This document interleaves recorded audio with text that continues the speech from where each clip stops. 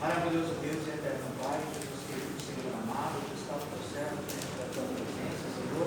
Pedimos que o Senhor continue falando, Senhor, aos nossos corações. Eu sei, papai querido, Deus amado, que o Senhor já falou, papai, ao coração do teu servo. Ministra, Senhor, aos nossos corações aquilo que o Senhor tem preparado para nós nessa noite, Senhor. Abençoa a tua igreja, Senhor, através da tua palavra, Senhor. É que eu te peço e te agradeço em nome de Jesus. Amém.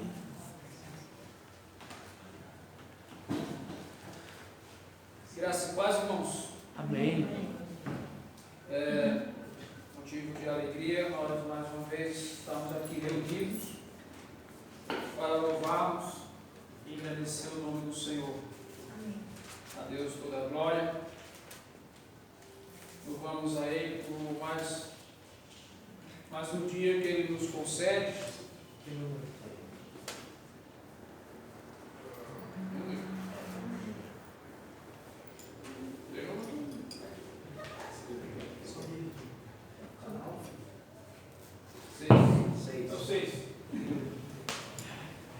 Amém. Glória a Deus. Louvado seja Deus. Eu gostaria que os irmãos abrissem a sua Bíblia na segunda carta de Paulo a Timóteo.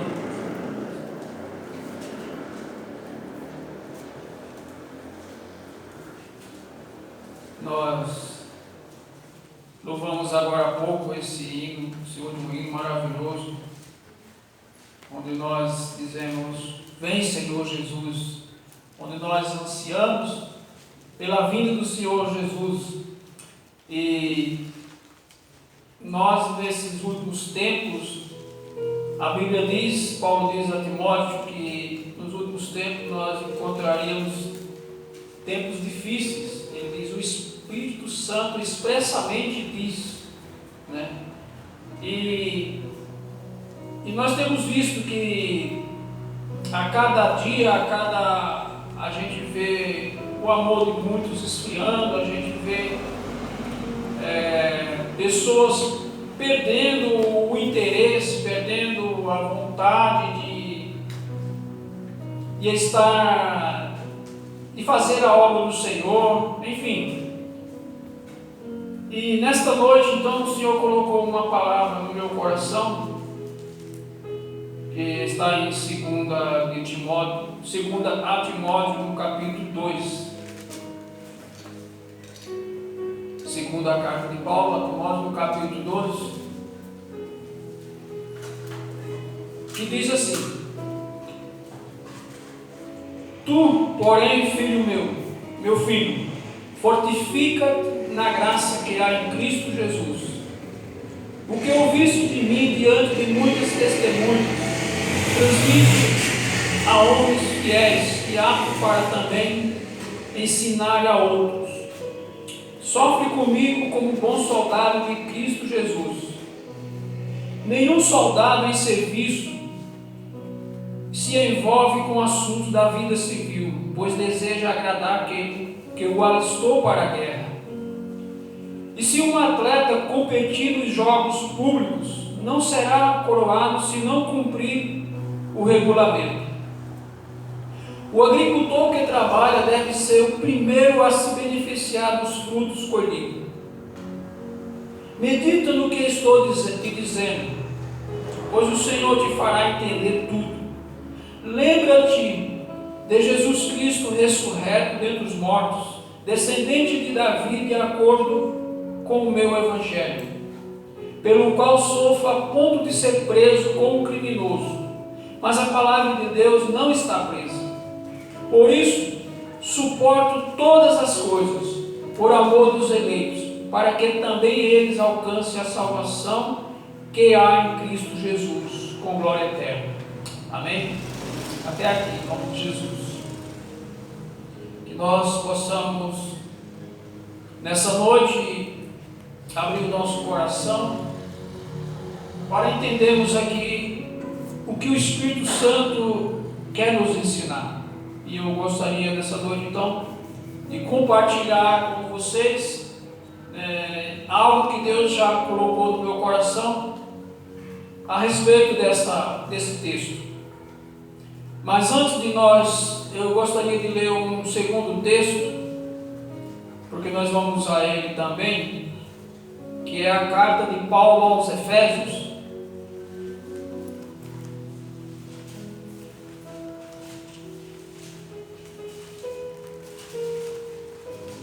A carta de Paulo aos Efésios, capítulo 6, nós vamos ler do versículo 10 em diante, que diz assim, versículo 10, 6:10, Efésios 6:10: Finalmente, fortalecei-vos no Senhor e na força do seu poder, revesti-vos de toda a armadura de Deus, para que possais permanecer firmes contra a cilada do diabo. Pois não é contra pessoas de carne e sangue que temos de lutar, mas sim contra os principados e poderios, contra os príncipes deste mundo de trevas, contra os exércitos espirituais da maldade nas regiões celestiais. Por isso, versículo 13: tomai toda a armadura de Deus, para que possais resistir no dia mau, e havendo feito tudo, permaneceis firme. Portanto, permanecei firme, trazendo em volta da cintura a verdade, e vestindo a couraça da justiça, e calçando os pés com disposição para o evangelho da paz, e usando principalmente o escudo da fé, com o qual podeis apagar todos os dardos em chama do maligno. Tomai também o capacete da salvação e a espada do Espírito, que é a palavra de Deus, com toda a oração e súplica, orando em todo o tempo no Espírito, e para isso mesmo, vigiando com toda a perseverança e súplica por todos os santos, e também por mim, para que a palavra me seja dada quando eu abrir a boca, para que possa com ousadia tornar conhecido o ministério do Evangelho, pelo qual sou embaixador na prisão, para que nele eu tenha coragem para falar como devo. Amém? Até aqui. Você pode voltar para 2 Timóteo capítulo 2, onde nós começamos. E aqui nós vemos Paulo, ele está na prisão de Roma, a sua segunda prisão, e essa carta, segundo a Timóteo, é a última carta de Paulo. Paulo já sabia que em pouco tempo ele ia ser decapitado, e ele escreve a Timóteo. Timóteo era um jovem pastor e companheiro de Paulo, segundo ele mesmo diz lá em Romanos 16:21. Ele diz também que Timóteo era para ele como um filho. E Paulo, preocupado com o bem-estar das igrejas, Paulo então ele escreve a Timóteo e admoesta Timóteo a guardar o Evangelho e a permanecer nele e continuar pregando. Paulo encoraja Timóteo que apesar das dificuldades, apesar das perseguições, apesar de Paulo estar preso, e ele diz, mas a palavra do Senhor não está presa. Paulo nos ensina, e Paulo está dizendo para Timóteo, de que nada pode deter a palavra de Deus. Mesmo ele estando em cadeias, mesmo ele estando lá no calabouço, ele diz, a palavra do Senhor não está presa. Nada detém a palavra de Deus. E com isso Paulo também nos ensina de que nenhum sofrimento é tão grande. Ele diz, nenhum sofrimento é tão grande quando nós levamos em conta a salvação dos eleitos. É isso que Paulo está tentando passar para Timóteo, de que não importa o que está acontecendo, não importa se a pessoa está presa, se a pessoa está sofrendo perseguição, se a pessoa está vivendo um momento de dificuldade como nós estamos passando hoje, essa época de pandemia, ficamos muitos meses privados sem vir para o templo para pregar a palavra, mas a palavra nós temos que pregar, porque a palavra não está presa, a palavra não está detida. Jesus disse que as portas do inferno não vão de prevalecer contra a sua palavra. Glória a Deus. Então, independente das circunstâncias, ele diz a Timóteo que ele precisa continuar pregando, ele precisa continuar perseverando, ele precisa continuar ensinando. Ele diz: prega a tempo e fora de tempo. Não existe um tempo específico para se pregar a palavra. É a tempo, é a fora de tempo. Isso quer dizer, é quando surge a oportunidade. É na igreja, é na rua, é no trem, é no mercado. Surgiu a oportunidade, devemos pregar. Devemos ser perseverantes e jamais desistir, independente das circunstâncias. E Paulo, então, nessa carta, ele usa 3 figuras para ilustrar para Timóteo como deve prosseguir. Ele usa o soldado, o atleta e o agricultor. E a lição principal é que, nessa lição, nesse texto, a lição principal é que o esforço que o pregador, o esforço que o soldado de Cristo fará, será recompensado. Não por dinheiro, mas será recompensado por ver o Evangelho ser pregado, por ver o Evangelho produzir vidas transformadas. É isso que Paulo está ensinando. Timóteo, se esforce como um soldado, como um atleta, como um agricultor, porque Cristo te recompensará. Cristo te fará entender todas as coisas. Você verá o resultado do seu trabalho. Você terá o resultado do seu esforço. Você será recompensado. Porque você verá o Evangelho ser pregado. Você verá almas sendo transformadas. Quantas vezes nós já testemunhamos pessoas que outrora não valia nada para a sociedade, pessoas que viviam na sarjeta, pessoas que viviam no crime, e hoje vivem pregando a palavra de Deus, porque alguém ousou ir até ela e pregar o Evangelho, porque alguém se esforçou para sair para pregar, se esforçou para ir para orar, se esforçou para fazer uma consagração, porque alguém teve a ousadia de falar de Jesus para essa pessoa. Hoje essa pessoa é transformada, e quando isso acontece, quando nós vemos isso, não há recompensa maior. Não há dinheiro que recompense você ver alguém que outrora estava perdido, caminhando no mundo de crime, indo em direção para o inferno, e agora você vê uma pessoa dessa caminhando em direção a Cristo, caminhando em direção à vida eterna. Não existe dinheiro que pague. Isso é gratificante. E é por isso que Paulo está dizendo: esforça-te, continua a pregar, persevera nesse Evangelho, prega a tempo, fora de tempo. Esta é a lição principal desse texto, e que o nosso esforço será recompensado por Deus, ao vermos vidas transformadas. Paulo diz que está preso como criminoso. Contudo, a palavra de Deus não está presa. Nós vemos lá 2:9. E eu gostaria de compartilhar com você aqui, nesse texto, dessas 3 figuras que Paulo fala. Eu gostaria de usar a figura do soldado. Nós vamos falar um pouquinho do soldado de Cristo. E eu marquei aqui as características de um bom soldado.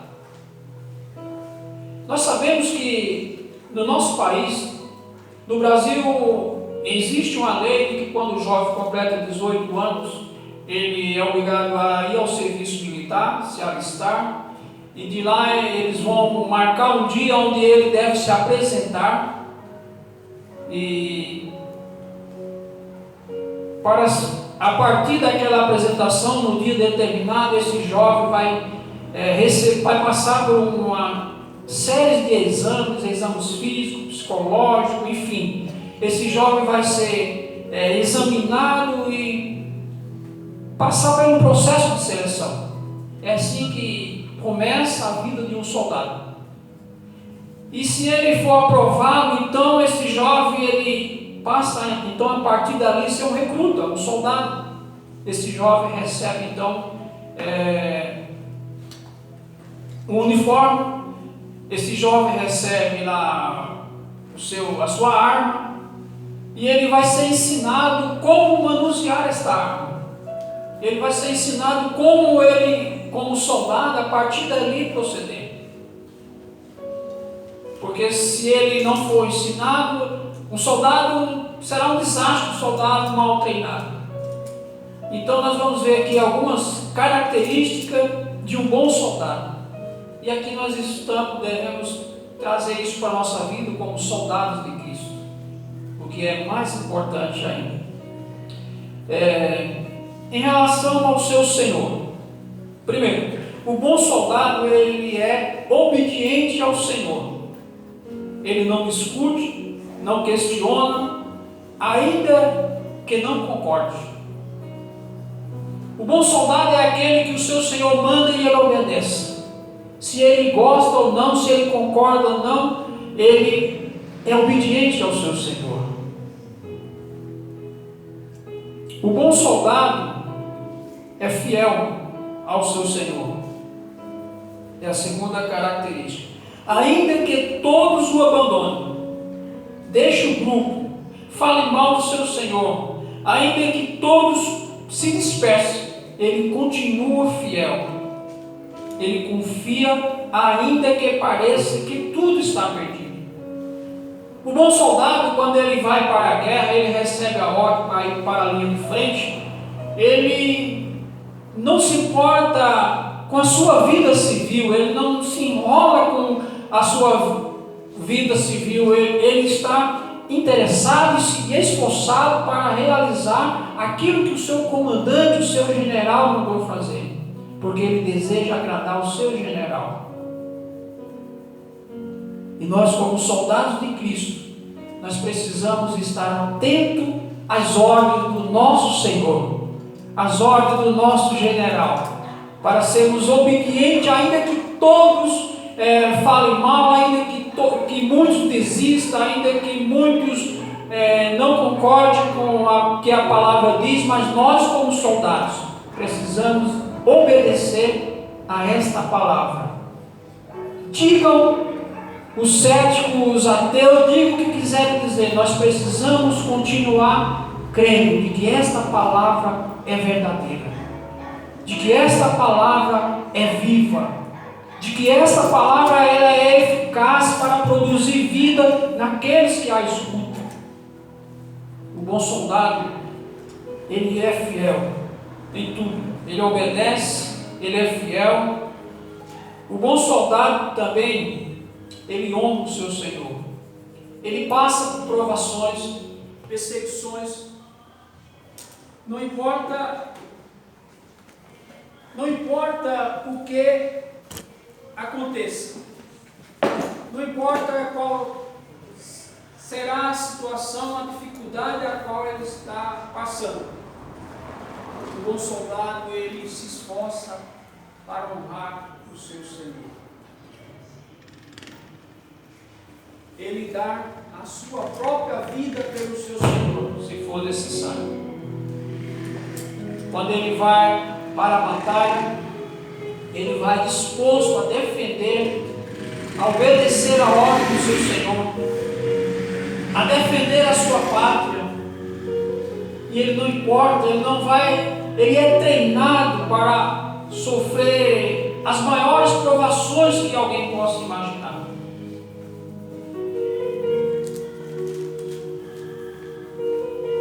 Nós, como soldados de Cristo, nós precisamos entender estas coisas, de que não importa o tamanho das provações, das perseguições, não importa se estamos bem ou mal, se estamos passando por um momento de dificuldade, dificuldades, se estamos enfermos, mesmo em meio a todas essas dificuldades, nós precisamos honrar o nosso Senhor. Nós precisamos entender de que Ele jamais nos desampara. Nós precisamos glorificar como Ele é, independente de qualquer coisa. Isso é honrar o Senhor. Quando mesmo em meio às tempestades, quando tudo parece que não tem mais jeito, quando nós olhamos para um lado, olhamos para o outro, quando as circunstâncias mostram ao contrário, mas nós continuamos crendo, dizendo: eu creio naquele, eu sei em quem eu tenho crido, como disse Paulo. E podemos dizer: eu posso todas as coisas em Cristo que me fortalece. O bom soldado é assim. Ele não olha para as dificuldades da vida. Ele não olha se está passando um momento de dificuldade em casa, se está desempregado. O bom soldado de Cristo não importa se o irmão A ou B não veio para a igreja, se o irmão A ou B não o acompanhou para a oração, para o evangelismo. Ele tem compromisso com o seu Senhor. Ele tem compromisso com o seu Senhor e precisa honrá-lo, precisa glorificá-lo, porque ele foi chamado para a guerra, ele foi chamado para a batalha. A vida espiritual é uma batalha. A vida espiritual é uma batalha constante. Na área espiritual e também na área física, quando passamos por lutas, por provações, por enfermidades. Então o crente precisa saber de que o Evangelho é um evangelho que tem lutas, que tem provações. Alguém pode pensar: mas então o irmão está falando só de sofrimento, só prega o evangelho de sofrimento? Numa ocasião uma irmã falou isso para mim: irmão, você só prega o evangelho de sofrimento? Eu falei: não, eu prego o que o evangelho diz, porque o crente também passa por sofrimento. Tem bênção? Tem momentos de alegria? Tem. Mas o Evangelho também é sinônimo de sofrimento. Nós vemos isso de Gênesis a Apocalipse. Nós vemos isso na história. Eu falei para ela: eu prego isso porque eu não prego a teologia da prosperidade, que prega o céu aqui na terra. Eu prego que aqui na terra nós temos aflições, como disse Jesus. Nós temos aflições, mas Jesus diz: tem de bom ânimo. Então o crente precisa entender isso. O bom soldado, em relação ao seu grupo, nós falamos em relação ao Senhor, agora em relação ao seu grupo, ele valoriza o trabalho em equipe, ele ajuda os menos capacitados, ele tem empatia, ele visa o bem-estar do grupo. O bom soldado, ele se preocupa com o bem-estar do seu grupo. Ele valoriza aqueles que estão ao seu lado. Não é alguém egoísta, egocêntrico, não. Tudo que ele procura fazer para abençoar a todos. Ele procura fazer porque ele sabe que se todos se empenharem, o resultado será muito maior para o grupo e para a sua obra. O bom soldado de Cristo, ele se coloca no lugar do seu irmão. Ele sente a dor do seu irmão. Ele entende aquilo que Paulo diz: olha, se o teu irmão está alegre, cante louvores com ele. Se o teu irmão está triste, chore com ele.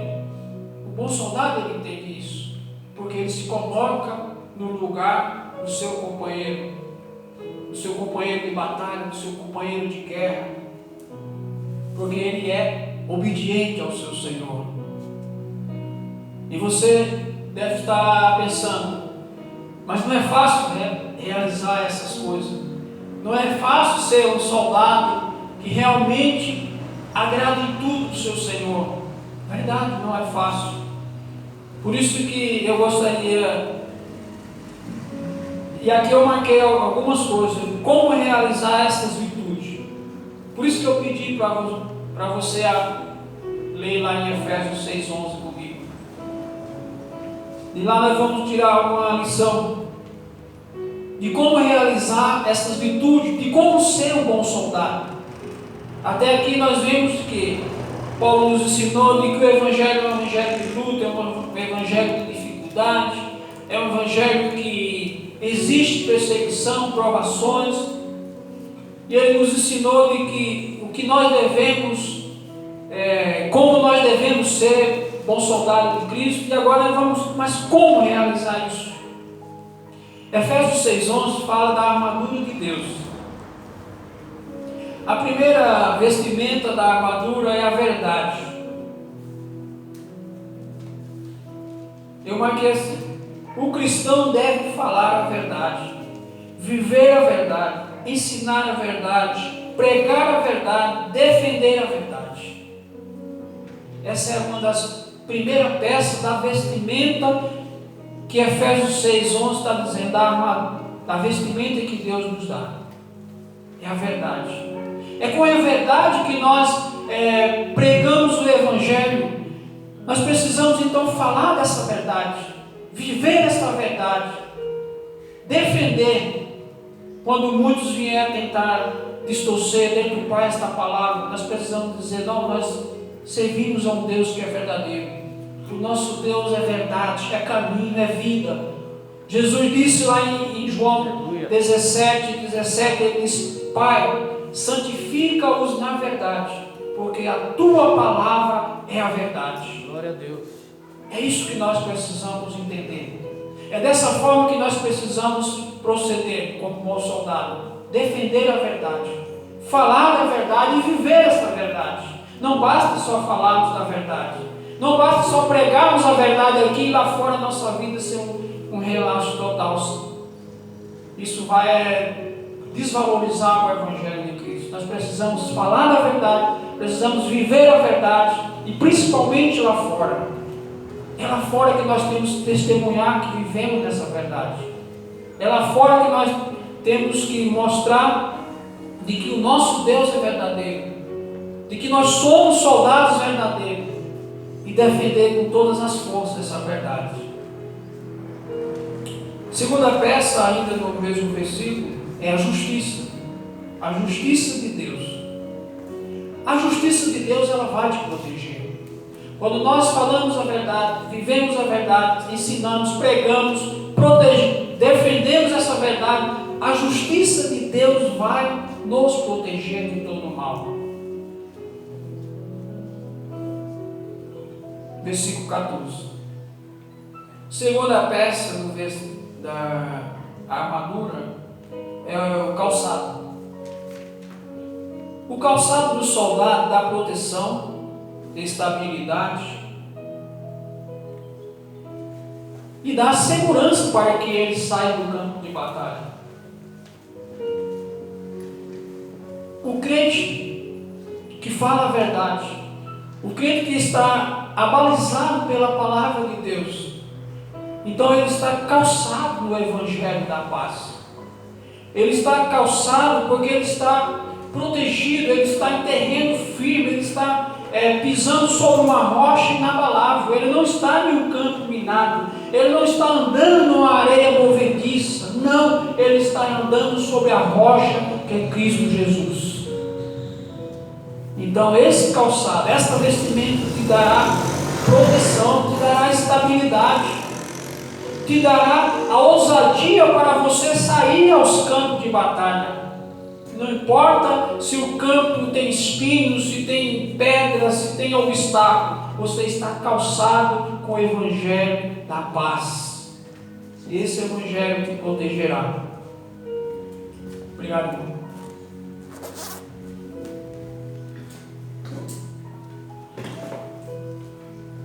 O Evangelho da paz, o calçado te dará essa segurança. Porque como diz lá em Romanos 10,15, como são maravilhosos os pés do que anuncia as boas novas. Quando você está calçado com esta peça da armadura de Deus, você sai com ousadia, você sai com a certeza de que não é você que fará o sucesso, mas que o trabalho que você está realizando É Deus quem dará o crescimento.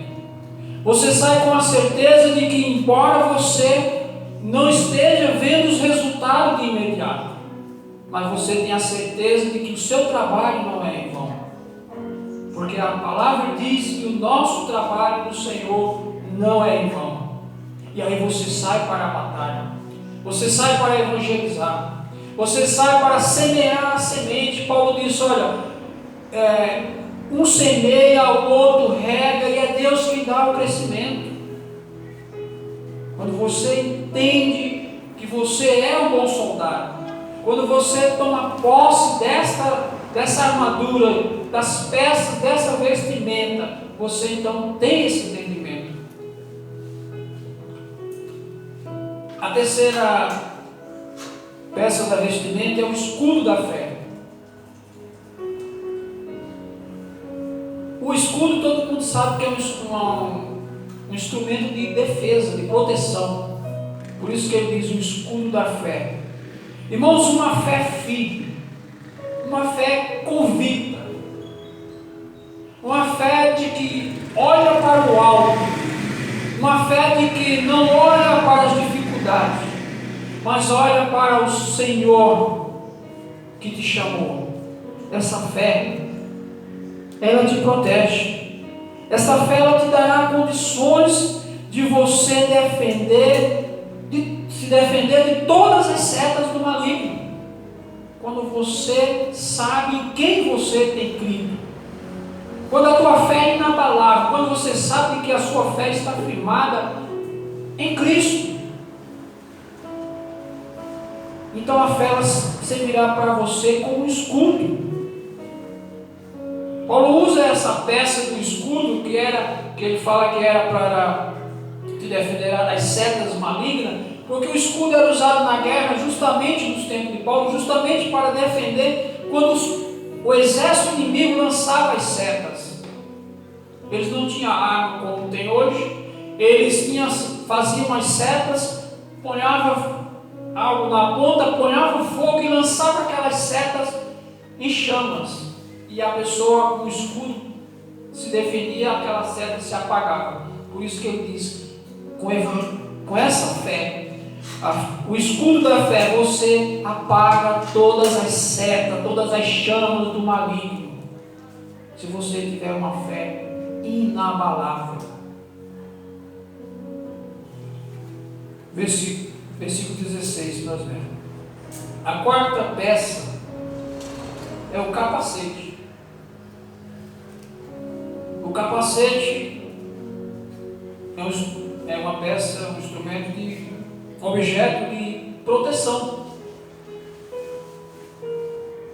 Na quarta peça está incluído o capacete e a espada. O capacete é algo que serve para proteger. E ele diz: tome o capacete da salvação. Meu querido, a certeza da tua salvação, ela te protegerá a tua mente de todo o mal, de toda mentira que o diabo intentar lançar contra a sua vida, de toda cilada que o diabo tentar lançar contra a sua vida. Quando você tem a certeza da sua salvação, daquele que te chamou, daquele que te escolheu, te chamou e é poderoso para guardar a tua vida até aquele dia. Quando você tem essa certeza, a sua mente está protegida. Então toma o capacete da salvação. Peça a Deus para colocar isso. Se você não tem a certeza, a convicção de que você foi chamado por Deus, e que você é o salvo de Deus, e que o inimigo não pode te alcançar. Ele pode tentar contra a sua vida, ele pode tentar oprimir a sua vida, mas ele jamais tem domínio sobre a sua vida, porque a sua vida está guardada em Cristo Jesus. E Jesus disse: aquele que o Pai me deu, vem a mim, e os que vêm a mim, de maneira nenhuma eu lançarei fora. Jesus disse que da mão dele ninguém consegue arrebatar as nossas vidas. Quando nós temos essa certeza, a certeza da nossa salvação, que a nossa salvação está em Cristo Jesus, a nossa mente está livre de todas as coisas. Satanás pode tentar o que quiser, os jornais podem falar o que quiser da Bíblia, falar mal da maneira que falar, pode dizer que Deus não existe, que Jesus foi uma mentira, seja lá o que for. Mas quando você entendeu o Evangelho, quando você entendeu que você é um soldado de Cristo, e que você é salvo em Cristo Jesus, você está protegido dessas coisas. Então a certeza da tua salvação protegerá a tua mente e te dará paz, alegria e a esperança. Te dará uma paz que o mundo não conhece. Quando você entende que você é um salvo, você tem uma paz que o mundo não conhece. Jesus disse assim: olha, eu vos dou a minha paz. Ele disse: a minha paz vos dou, não a dou como o mundo a dá. A paz de Cristo é diferente. O mundo pode estar em guerra, a pandemia pode estar assolando, mas aquele que tem Cristo, ele tem paz no coração. Não significa que nós nos preocupamos com as dificuldades e tal, mas nada tira a nossa paz a ponto de ficarmos em desespero, porque nós sabemos em quem nós temos crido, e essa certeza nos dá paz, nos dá alegria no Espírito e nos dá esperança para você lutar como um soldado de Cristo, mesmo você vendo que as coisas estão difíceis, mas você tem esperança, você tem alegria no Espírito, e esta alegria te impulsiona a você lutar como um verdadeiro soldado, porque você sabe que o seu general, que o seu Senhor, ele não perde uma guerra. Aleluia. E você sabe que ele não vai te desamparar. Você sabe de que nessa batalha você não está sozinho. Isso te impulsiona. Essa esperança te impulsiona a ir para a luta com mais ousadia, sabendo em quem você tem confiado, por quem você está lutando para agradar, a quem você está lutando para agradar. Te dá essa esperança para lutar. E você luta com ousadia para louvar, para honrar o seu Senhor, que é Cristo Jesus, o qual morreu na cruz do Calvário para salvar a minha vida e a sua vida. A espada, ela serve para defesa e também para ataque. Essa peça dessa vestimenta de Deus te dará a condição de se defender e atacar o maligno. Você tomando posse da espada, que é a palavra de Deus, você tem condições de se defender contra as artimanhas do maligno, contra as mentiras, e ao mesmo tempo atacar o maligno pregando a palavra, pregando o Evangelho para aqueles que ainda não conhecem. Quando você faz isso, você está indo contra o exército inimigo, você está atacando ele, quando você está pregando o Evangelho, porque ele não quer que as pessoas conheçam a verdade, ele não quer que as pessoas venham para a luz. Então você, estando de posse da espada do Espírito, que é a palavra de Deus, você tem condições de ir ao ataque do inimigo, e você será um vencedor. Quando você está de posse dessa espada, você se defende de todos os ataques. Quando Jesus foi levado para o deserto para ser tentado, e Satanás apareceu para Jesus, Jesus se defendeu pela palavra. Quando Satanás atacava, Jesus dizia: está escrito. Assim e assim diz a palavra de Deus. É dessa maneira que nós, como soldados, precisamos nos defender. Quando o inimigo atacar, não nos defendemos com armas humanas, mas com a espada do Espírito, que é a palavra de Deus. Aleluia. Para nós terminarmos, eu marquei aqui 1 Timóteo 6,12. Você não precisa ler, mas se quiser ler, pode ler. 1 Timóteo 6,12. Paulo diz assim para Timóteo: Timóteo, combata o bom combate da fé e tome posse da vida eterna. 1 Timóteo 6,12, quem estiver procurando. Combata o bom combate da fé e tome posse da vida eterna. Como eu disse no início, o Evangelho é um combate. O Evangelho é para soldados valentes. Nós não estamos lutando contra a qualquer um. Nós estamos lutando contra um exército espiritual da maldade que opera nas regiões celestiais.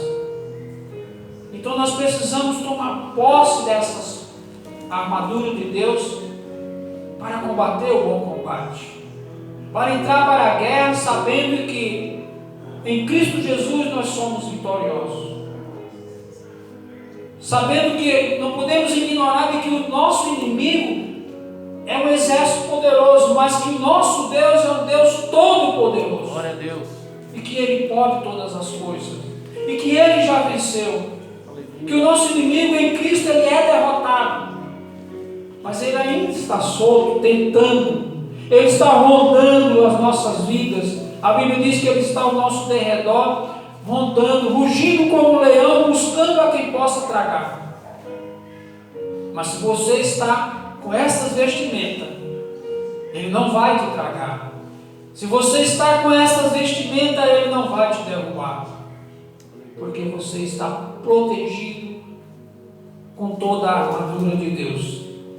E é isso que Paulo aconselha a Timóteo, e nessa noite para mim e para você: combata o bom combate da fé. O combate é bom, porque nós sabemos de que o nosso Deus é um Deus gracioso para conosco, do que Ele fez por nós. Então nós precisamos combater como um bom combate. Aí Paulo continua dizendo a Timóteo: combati o bom combate, terminei a carreira e guardei a fé. Paulo manda Timóteo combater o combate, porque ele diz: eu já combati o bom combate, eu terminei a carreira e guardei a fé. Paulo estava na prisão. Paulo, como eu disse no início, sabendo que talvez uma semana, 2 semanas, ele seria decapitado. Eu falo assim porque, segundo os estudiosos, essa foi a última carta de Paulo, e provavelmente as últimas palavras de Paulo escritas para nós. Aliás, as últimas palavras escritas para nós. Então faltava pouco, mas Paulo não estava se sentindo derrotado. Paulo estava dizendo para Timóteo, falando para Timóteo como alguém que venceu, como alguém que ele falou assim: Timóteo, eu combati o bom combate, eu guardei a carreira, eu terminei a carreira e eu guardei a fé. E desde agora a coroa da justiça está guardada pelo justo juiz que me dará naquele dia. E algo melhor ainda, ele diz assim: não somente a mim, mas para todos aqueles que aguardam a sua vida. Então, combatemos o bom combate. Há uma coroa guardada para aqueles que combatem. Paulo diz que é para todos aqueles. E nós aguardamos a vinda do Senhor. Nós esperamos a vinda do Senhor.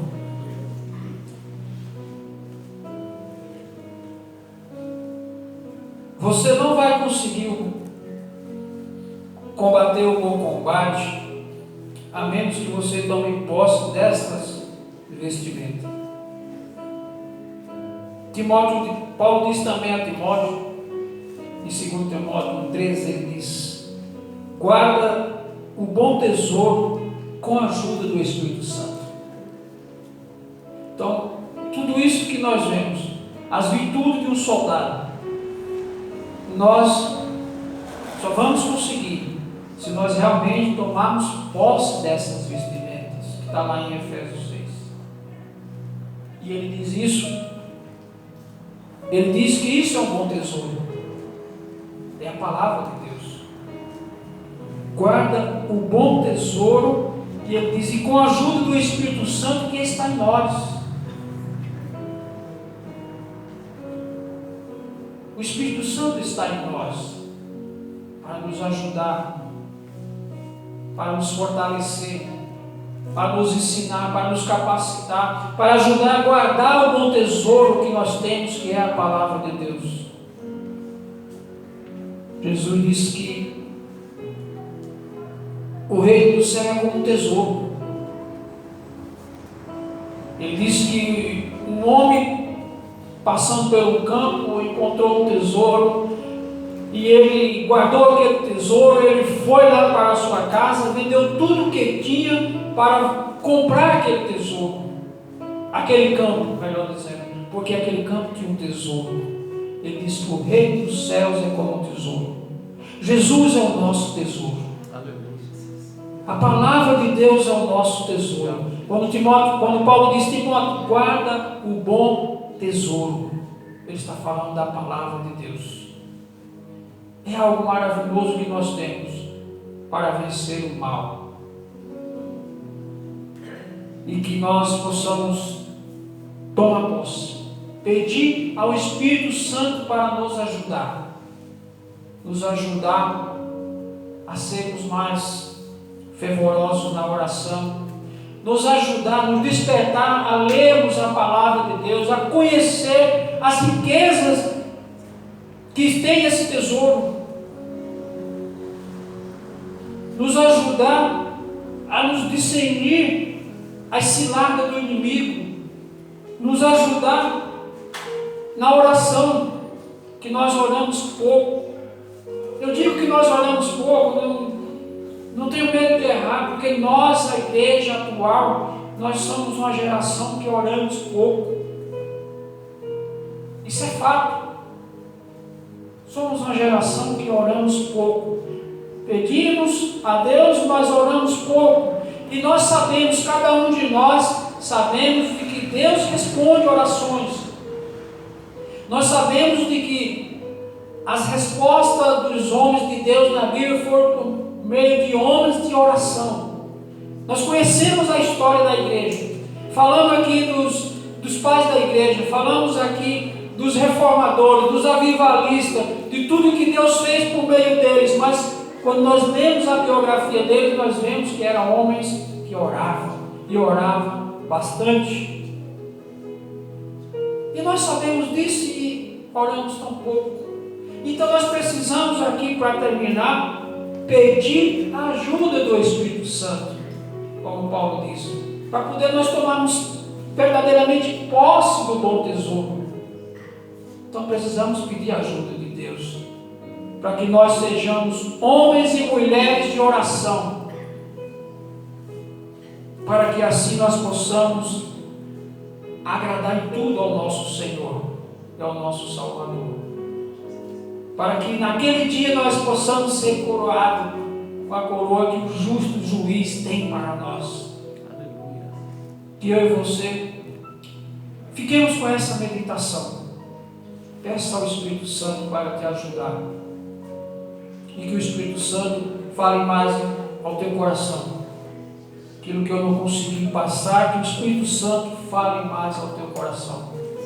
Medita em tudo que nós ouvimos essa noite. E Deus, como diz a palavra, Deus fará compreender tudo. Amém? Eu quero orar com você. Senhor, nosso Deus, nosso Pai, nós te agradecemos por essa oportunidade que o Senhor nos concedeu. Nós te agradecemos pela tua palavra, pela vida dos irmãos aqui conosco, e pedimos, Pai, a ajuda do teu Espírito Santo, Senhor, para que possamos verdadeiramente sermos soldados de Cristo, para que verdadeiramente possamos ser embaixadores de Cristo nesse mundo de trevas. Nós pedimos, Senhor, a tua ajuda para que sejamos homens e mulheres de oração, Desperta-nos, Senhor, para a oração. Coloca, Senhor, em nós um espírito de oração. Coloca em nós, Senhor, um desejo ardente de buscar a Tua face por meio da oração. Desperta em nós, Senhor, o desejo de ler a Tua santa palavra, Senhor, que lemos tão pouco.